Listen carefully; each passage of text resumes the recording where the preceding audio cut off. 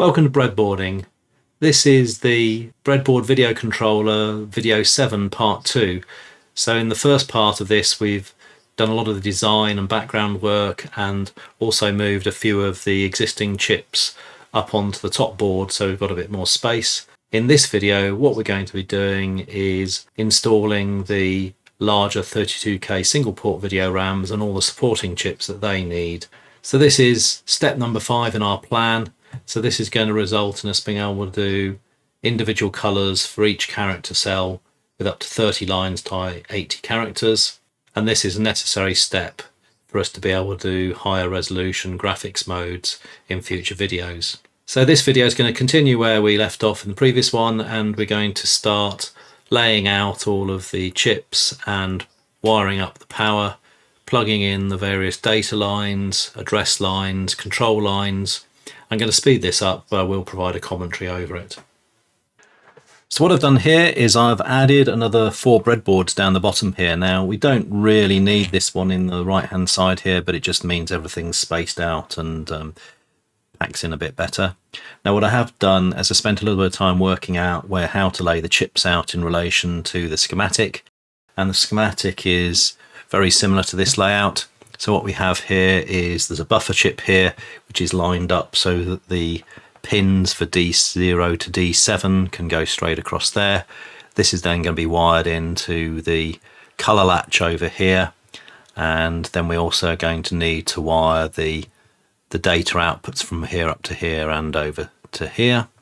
We then have a number of the buffer chips. So this buffer chip here is for the CRTC lower 7 lines. So that's going to go straight across to here. Then we have some of our logic chips for doing the chip enable.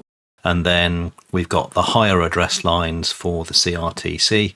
So we're basically going to have the lines coming in from the CRTC going into those 2 chips here and here. And then the bottom 2 chips here are for the address bus.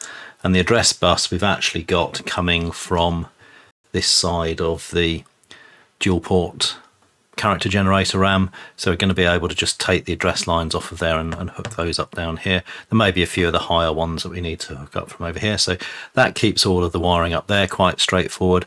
And then we've just got to make sure that we then wire in this side to the address lines on this video RAM chip. So I think this one is the character generator, the character side of things. This is another buffer chip. Now all the labels on these, I've actually switched these around so that the labels all will go from 0 to 7, and in some cases I've actually changed the order. So rather than starting at 1 or 0, they now start at 7. So this is the output of the PDF of the chip labels.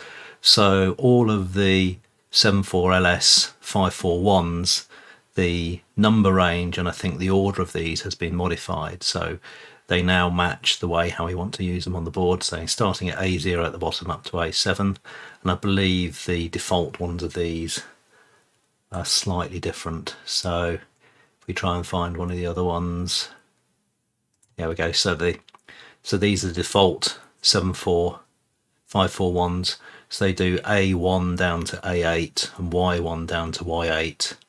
Whereas you can see here, these ones are going from 0 to 7, so they're 0 indexed, as we might call it, and they go from the lower number at the bottom to the top. And it just means when I'm hooking these up, you're not having to make a translation of, A1 needs to go to A0 and all this sort of stuff, because it's just going to result in problems. So this has been produced using Inkscape. So Inkscape's a scalable vector graphics program, and I've just created all the chip layouts I need for these in here. And you'll also notice that we've also got here the 74LS 574 D latches. What I've also done there is even labeled these up with the colours, so the background and foreground, red, green, blue intensity, and also the video latch for the character generator address lines that goes from A4 to A11. So by doing this, hopefully I'll reduce the opportunity for making mistakes when wiring this up, because there are quite a lot of connections we're going to need to do for this.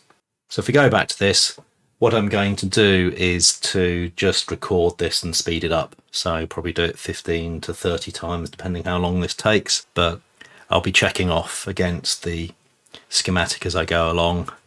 And hopefully by the time we come back, we'll have it all wired up and we'll be able to fire it up and see if it works. Okay, so we're just going to plug in the power lines for each of the chips so we don't forget about them. Then we're going to wire the two groups of boards together. And if we make these reasonably tight, then we shouldn't need anything else to keep the boards together. Then we're going to put some Hack modular power distribution rails down the bottom of the boards to tie the rails together. And then we'll also be putting in decoupling capacitors for all of the chips so we don't forget about them. So just check off as well everything on the schematic. Put in the Hack modular strips, and now we're just putting in all the decoupling capacitors.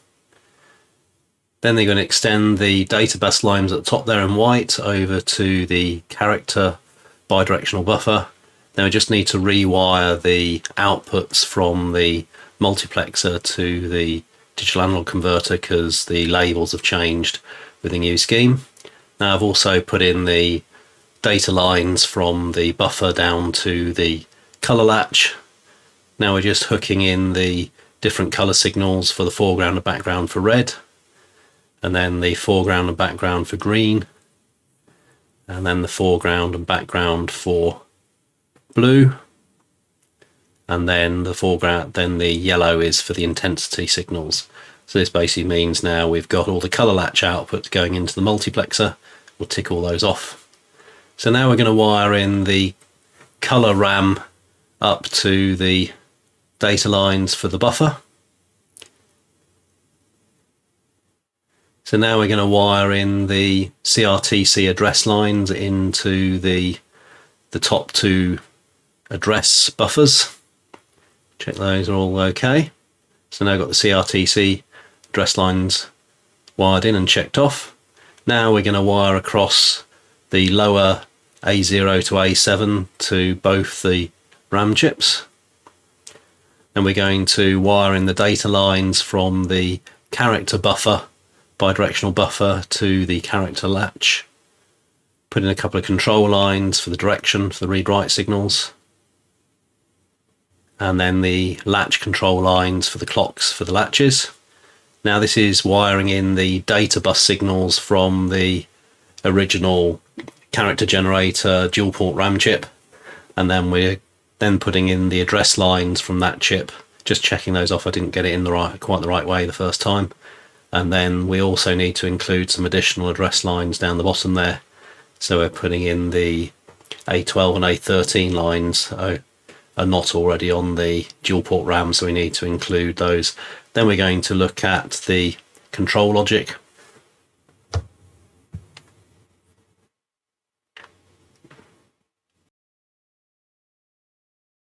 So we're using the Y0 signals coming down here, and they're going to be used for controlling various signals for the address buffers. This is wiring the various control signals that we need for controlling the bidirectional buffers, and also at the moment the chip enable signals. So you can see we've got the A0, inverted A0, Y0 and inverted Y0 we're using for all of those. So it's a little bit fiddly.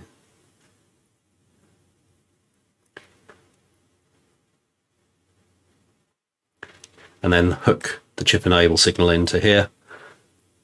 Tick off all the things on the list there. Now we're going to wire in the upper address lines from the CPU address bus going into the character RAM. Check that off.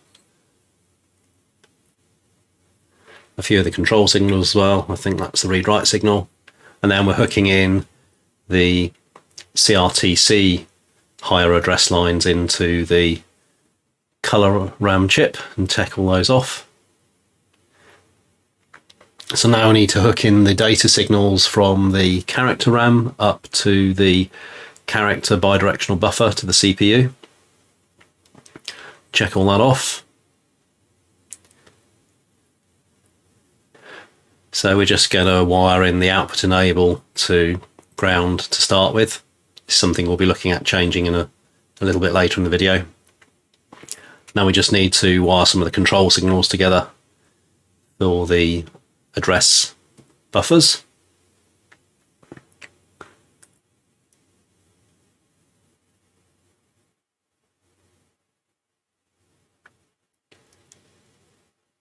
Okay, so we've got those control signals done and check those off. So we're just checking that the various lines and things we've done correct. And now what we're going to do is to hook in the output of the character latch, and we need to put those into the A4 to I think it is 11 address lines on the character generator. And then we're also wiring in the data signals from the dual port RAM into the bidirectional buffer. So let's take a look at where we got to at the end of the speeded up video. So we can see here we've got most of the ribbon cables in here. There was two extra things that I'd forgotten to do when I started to test this. I'd forgotten to put the ribbon cables to connect all of the A0 to A14 address lines on the color RAM here down to the corresponding character RAM. So we have the address lines for the CRTC coming down here going to this RAM, and we have the CPU address lines coming down lower down here being attached to this video RAM. But obviously we need to attach the two address lines for the two video RAM chips to enable all of these signals to be connected. I put these in, I don't have any video of these to update, but what I'm going to do now is to show you the result of the board that is now fully working. I'm going to explain some of the issues and things that I had, and some of them were quite tricky to get to the bottom of. Sorry for the delay, but over Christmas, being able to spend a number of days looking at this, there were fairly tricky timing issues that took me a while to get to the bottom of. But hopefully it's all working now, and I will show you in a minute an example of the video test pattern that I've got showing the different colors and showing the character set. So we'll have a look at that in a minute. So this is the current state, the debug state, which is a little messy. You'll see there's quite a lot of fly lead coming around here where I've been fixing things, but I'll just explain the main differences from the speeded up video. So the main thing I just talked about is this ribbon cable attaches the color video RAM here with the character video RAM down here, and there's the higher address lines are over here. So that's what those two lots of ribbon cables do. And then we had to change some of the logic around the read-write timing, which I'll explain in a minute. There is some extra gates here that I've done to manage changing from chip enable to using output enable, and then there were some other signals down here that I needed for changing the logic to use write enable rather than chip enable for controlling the accessing of the RAM when we're writing to it. I had quite a number of problems where, to start with, there was an awful lot of the character cells were showing the wrong data and were looking really quite random, and it's taken a little while to get to the bottom of, but I'll explain now what we've actually done to resolve this. So the various testing issues I had. So one of the first ones was that the character latch clock, so this is the latch that we use to take the character value and then present that to the character generator to determine which of the raster images of the character we want. Now, it was using the same clock signal as the color latch and also the shift register. So the shift register takes the character generator values and then loads it. Now, I should have remembered this, but basically what's happening by having the same clock for the character latch and the shift register, then it means that you're adding a whole extra character into the delay, into the pipeline of outputting the characters. So this resulted in a one character offset or delay on screen between the character and the color data, and also that everything was shifted across by one character. So now the character latch is clocked on a different signal from the shift register and the color latch. We've now changed it so that there's a separate character latch signal on the PLD, which is at 4 clock cycle delay, which is basically where the previous signal was. And now the shift register and color latch are now running off another signal, which is a couple of dot clocks delayed from that. And what this will require in a future video, there is a slight gap now for the display enable and the cursor signals that we'll need to adjust, but I'm not going to do that in this particular video here. We'll use that as a part of the tidying up exercise. There's also timing issues with the video RAM chip enable and CPU read write, which I'll come on to in a minute. So if I just look at the next slide here, you can actually see what this issue is. So you can see here that to output a character here, what we have to do is we have to take the character value out of the video RAM here. We load it into the latch on one signal, and then that will then generate the raster image for the various rows, and that will then be loaded by the shift register. Now, by making this one and this one run off the same clock signal, we're introducing a whole clock cycle delay, so that when you compare what the color value coming out of here and what the value coming out of here is, there's a whole extra delay caused by this. So what we've effectively done is we've made this fire at about 4 dot clock cycles into the process. This one and this one fire at about 6 dot clock cycles, and what that means is there's enough time for this to have actually found the character row data that we need and to make it available here. And as I said, there is a slight delay now, so that our display enable and our cursor signals, which are going through the PLD up here, we do need to introduce a little bit of extra delay so that everything lines up. But when I show you the working version of this, you'll see it's very difficult to tell. It's only if you were running it on a monitor rather than the video capture card that you'd actually see this. So then the other issue were timing issues around the video RAM chip enable and CPU read write. Now the issue here was that because the video RAM chips are so fast, they will pick up whatever data is around, and if you don't get the timing signals very, very accurately matched and not overlapping in any way, then I was running into sporadic areas where we would get the wrong data for the color and also for the characters. It was quite confusing. It took a little while to work through, but fundamentally what we're now doing is using a separate read-write signal specifically for the video RAM, and this uses the Y0 signal, which already is included the E system clock. And we're combining that with the Q clock coming out the CPU. What that does is reduces the write period so that we don't have so many timing issues, and it's probably easier to show you this on a diagram or on a KingStViz logic analyzer output to be able to show this. And then what I was also finding, although this made a big improvement, there were still occasional glitches occurring. Then what I found I needed to do is to further delay the read-write signal for the video RAM by a further 2 dot clock cycles or 80 nanoseconds, and that meant that the previous value from the video RAM had been disabled, that the video RAM had actually gone into tri-state output, and then that the data buffer from the CPU was then able to provide the correct signal. And by ensuring that this was delayed further, then I didn't get any interference in here. So these are some of the things that you expect when you start to run these things, and it does require a bit of changing the board around. Now, this is one of the benefits of breadboarding. If I were doing this on a PCB, I'd be on my 3rd, 4th, 5th, 6th revision of PCB by now. By doing this slightly messy wiring here, I have been able to fix this, and what I will do in the next video is tidy it all up and make it much, much neater. So now also, what I'd also found was that using the chip enable on the video RAMs was causing problems as well, in that if we have a look at the timing sheet for the 32K fast RAMs, then we can see that we can either do timing by write enable controlled or read write signal, or by chip select or chip enable.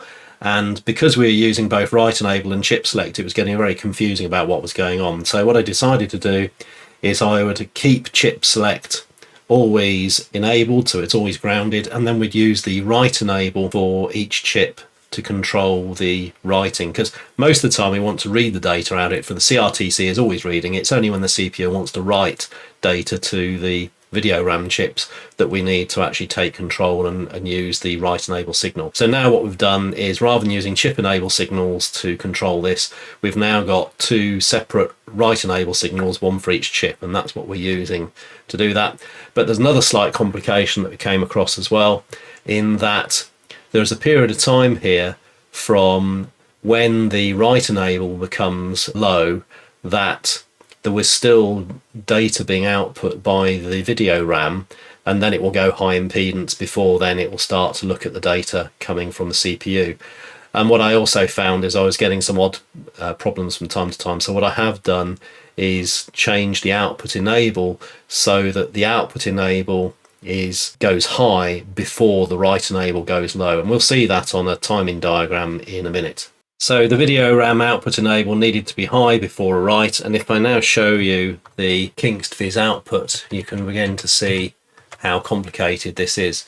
So what this shows us here is we've got for this particular one is for the color data, but the color data and the character data are very similar. And what we've got here is there's a signal here for the color video RAM output enable signal. So normally that will be low, which means it's enabled, but there are a certain period of time when we need it to go high, and that time is when we're going to be writing to the video RAM from the CPU. We've got this color read write signal. So again, this is normally high the majority of the time, but only when the CPU is wanting to write to the video RAM will it go low. We can see here that we've also got the color 245 bidirectional buffer signals here.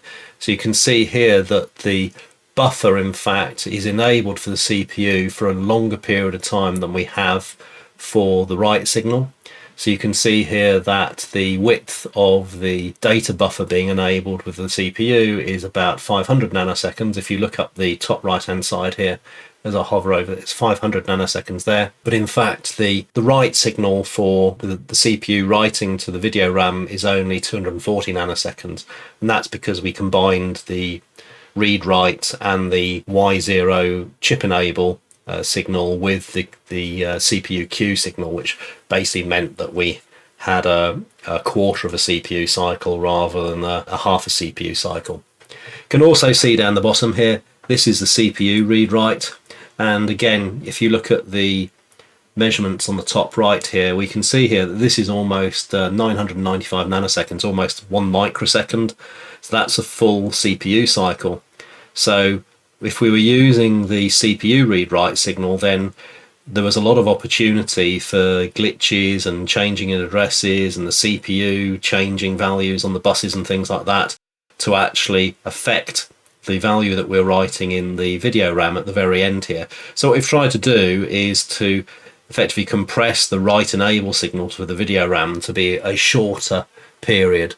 And that's really what this color read-write signal is here, in that it is derived from this sort of new video read-write signal, but then this one here is combined with the address 0 line that we're using to determine which of the two chips we're looking at. So if address 0 is 0, then we're looking for the color RAM, and if address 0 is 1, then we're looking for the character RAM. So this just shows, if we look at the timing markers here, if we actually have a look and see if we look at the signal here for the write signal, you can see that the color RAM output enable actually goes high, so it disables a period of time beforehand. If we actually see how far that is, so we can see here the gap between these two is about 50 nanoseconds. So you just got over about one and a bit dot clock cycles that the video RAM output is disabled first, and then you can see here that the output from the CPU is enabled a short period of time before the write is enabled, and then this is also active for a period of time after the write signal has then gone high. So basically the video RAM will take the value that's on the data bus during this period of time here, and we can see at the top here that I've set this at white foreground with dark blue background, so 0F2 gives that, and that has resulted in the values being correct.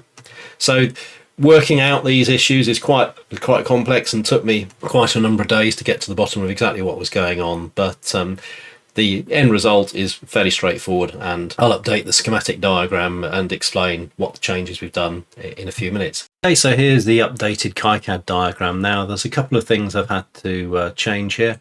So over here on the PLD for the address decoding, what I've now done is added a VRAM read-write signal here, and what this does is actually combines the Y0 signal here with the Q signal from the CPU. So the Q is a quadrature clock, which is a quarter of the CPU cycle, so 250 nanoseconds different from the main E clock signal.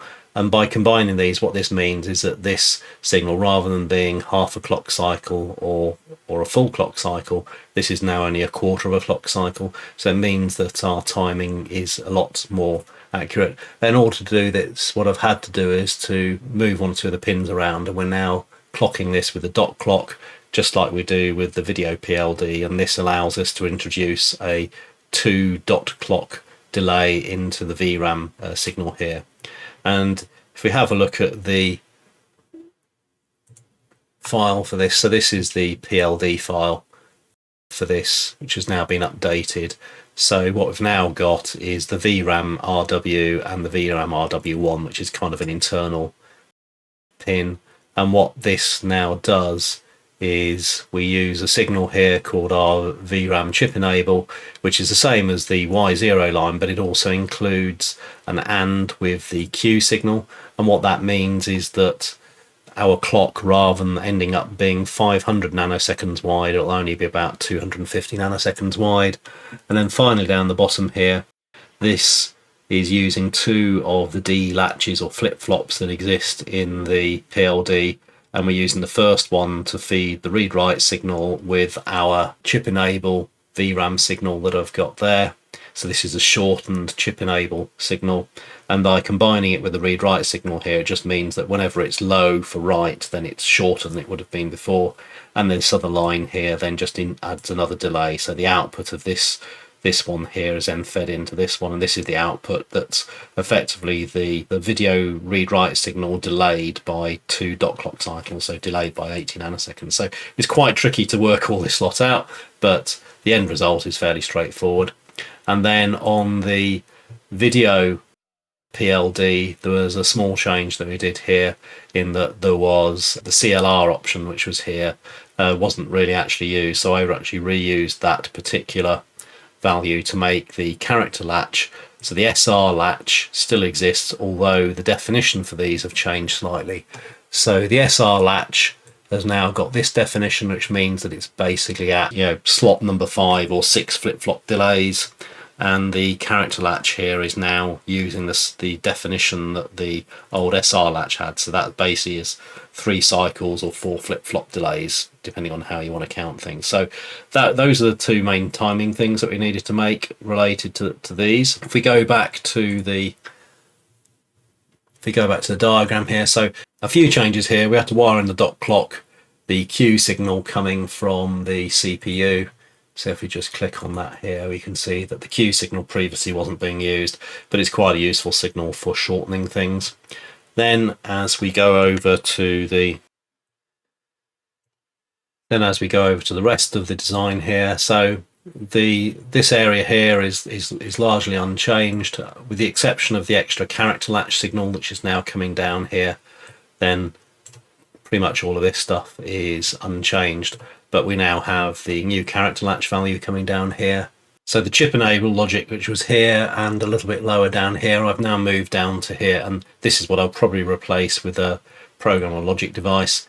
Things have become simpler. We still need the chip enables for the buffers, the 74LS 245s, which are the bidirectional buffers. However, the chip select or chip enable for the RAMs is now just wired to ground, and what we're actually using now is the output enable is now forced high when we're writing to these chips, and this was again to avoid any problems with the data coming from the CPU interfering with the data coming out of the video RAM chips, and we saw that in the timing diagram. So basically the changes we got down here is that our bidirectional buffer signals are still controlled by values of the inverted Y0 character RAM, the Y0 video address select signal, an inverted A0 signal, and the A0 signal, and those are basically used to determine when the buffers are going to be enabled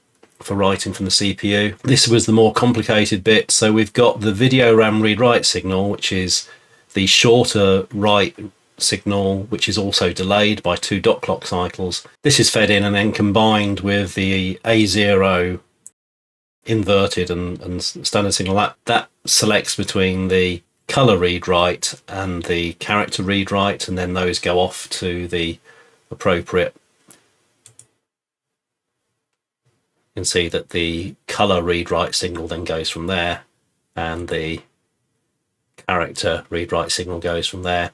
And then finally, the output enable signals for these chips are then controlled by the CPU read-write signal and the color or character specific read-write signal. Basically what that means is that the output enable goes high and is disabled the output of the chip, a short period of time before the buffers on the CPU here make the data available here. So this was one of the things I needed to do, and looking at the data sheet, it's probably not great to actually have the output of the video RAM fighting with the output of the buffers for a period of time. So this basically avoids that conflict.